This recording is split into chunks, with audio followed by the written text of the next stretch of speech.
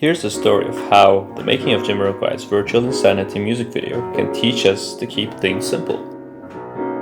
It's been a tough couple of days with a lot of doom scrolling, but there's no better antidote than Jamiroquai's Happy Sad Virtual Insanity, which almost predicted these days. And what's more is it's iconically known for its music video.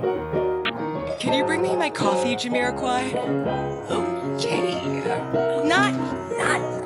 That's not where the coffee is. You know what? I'll just get it myself. There's actually even a hilarious computer game developed by Buncho Games, where you play JK in the music video and your sole goal is to avoid any moving chairs. So how was this inspirational video effect created in the end? The Jamiroquai video, how did we do that? Do you know how many times I've been asked that question? I had a stupid idea of exactly the same idea, but basically the set was going to be built on hydraulics and everything in the set was going to be able to move independently of everything else. The production designer came back with an estimate figure, the build of that of like 280,000 pounds, which is like ridiculous. I can't remember what the whole video was in the end, but it was like 150 or something. So we couldn't do that. And we were days away from filming. I can't remember, it all happened really quickly. Because I had this little card model and we were shuffling it around.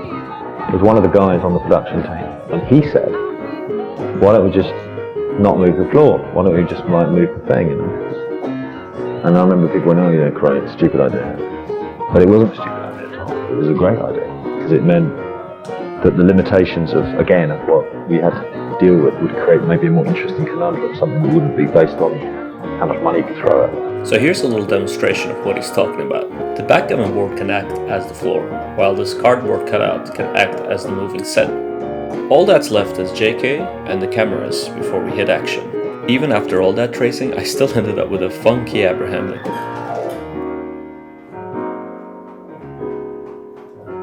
Now that Jay's on set and the cameras are ready, it's time to hit action. So this is their original idea, where they have hydraulic floors moving below the set. I gotta say, even with my hands, it was already pretty difficult. So here's the simplified version, where the set moves instead of the floors. And since the camera is fixed on the moving set, it creates this illusion as if the object's moving towards you. So it was really low tech actually, the whole thing. And then the sofas were all bolted, the sofas were all on caster wheels as well, so this is, and then you'd unbolt the sofas. So somebody would, like, when you go north, stop, and we'd choreograph it, we wanted the sofa now to move from right to left, then you'd just unbolt it, and then when you move the set this way, of course, and the chair wouldn't be moving, but it would appear that the chair was moving, because the camera was locked to the set the whole time. Simple one, that was what it was. But I mean, it was like a day's choreography, and then a day's shoot. For me, this is just a perfect example of why you should always keep it simple, stupid. I really hope you enjoy that. Don't forget to subscribe. And remember, if all fails, don't forget to break some rules.